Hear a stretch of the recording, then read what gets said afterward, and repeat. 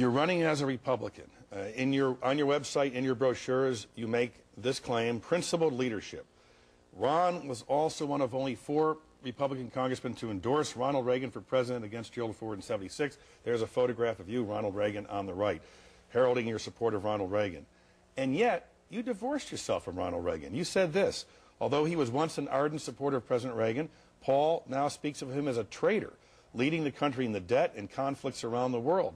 I want to totally disassociate myself from the Reagan administration. And you go on to the Dallas Morning News. Paul now calls Reagan a dramatic failure.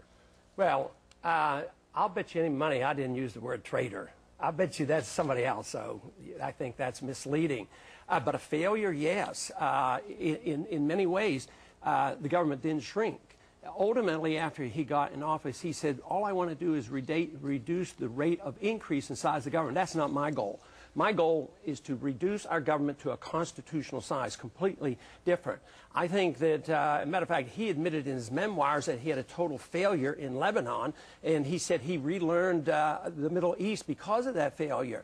And so there are, you know, he... But if he's a total failure, why are you using his picture in your brochure? Well, because he ran on a good program, and his idea was limited government, get rid of the Department of Education, a strong national defense. George Herbert Walker Bush, this is according to Ron Paul. Bush is a bum, Paul wrote in November 15, 1992, issue of his newsletter, The Ron Paul Political Report, and asked about the current President Bush, whether he voted for him in 2004.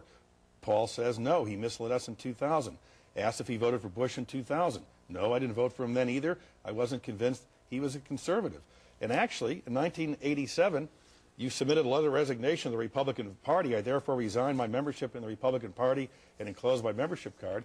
If Reagan's a failure, Bush 41 is a bum, and you didn't vote for Bush 41 is a bum, and 43 you didn't vote for, and you resigned from the Republican Party, why are you running for a Republican candidate for president? Because I represent what Republicanism used to be. I represent the group that wanted to get rid of the Department of Education, the part of the Republican Party that used to be non-interventions overseas. That was the tradition, the Robert Taft wing of the party. There was a time when the Republicans defended individual liberty and the Constitution and decreased spending. So the radicals, the ones who don't really belong in the Republican Party, and why the Republican Party is shrinking, why the base is so small, is because they don't stand for these ideals anymore. So I stand for the ideals of the Republican Party. I've been elected 10 times as a Republican. I've been a Republican all my life, except for that 1 year that I ran as a Libertarian. But no, I represent the Republican ideals, I think, much more so than the individuals running for the party right now. If you do not win the Republican nomination for president, will you run as an independent in 2008? I have no intention to do that. Absolute promise. I have no intention of doing that. Well, but no intention is a wiggle word. Oh, okay, I deserve one wiggle now and then, Tim. I mean, what's the devil? So no Sherman-esque statement. I will not run as an independent. Well, I can be pretty darn sure that I have no intention, no plans of doing it, and that's about 99.9% of the chance. I don't like people who are such absolutists. I will never do this, or I will win. I'm going to come in first. I don't like those absolutist terms in politics. But the door is open a little bit. Not very much. It really isn't. I don't play. Tim, we just raised $10 million in 2 days. We haven't even had a race. We have February 5th coming up.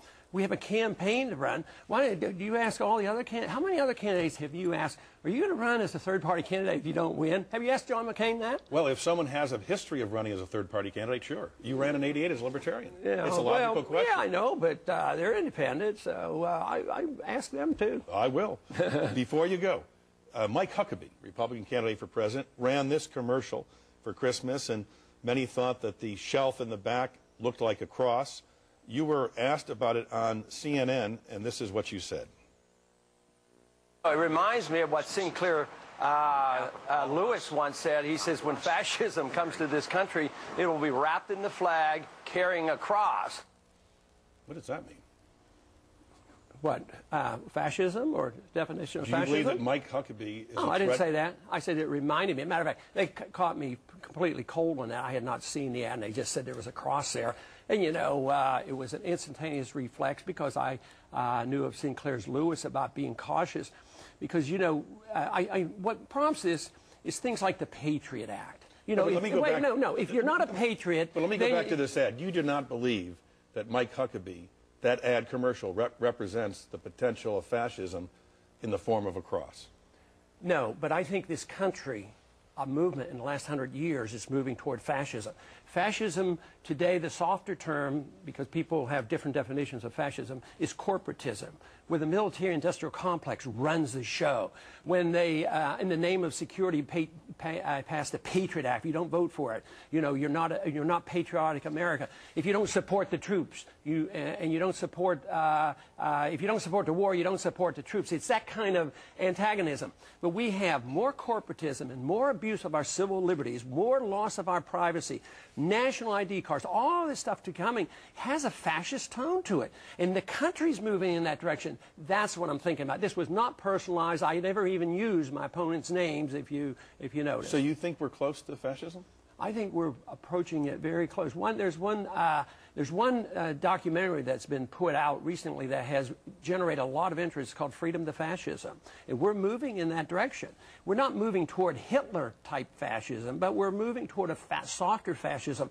Loss of civil liberties, corporations running the show, big government in bed with big business. So you have the military-industrial complex, you have the medical-industrial complex, you have the financial industry, you have the communications industry. They go to Washington and spend hundreds of millions of dollars. That's where the control is. I call that a soft form of fascism, something that is very dangerous. For the record, the Sinclair Lewis Society said that Mr. Lewis never uttered that quote. But others refuted that and put them down and said that, and they found the exact quote where it came from. To be continued. Dr. Ron Paul, be safe on the campaign trail. Thanks for sharing your views. Thank you. Nice to be here.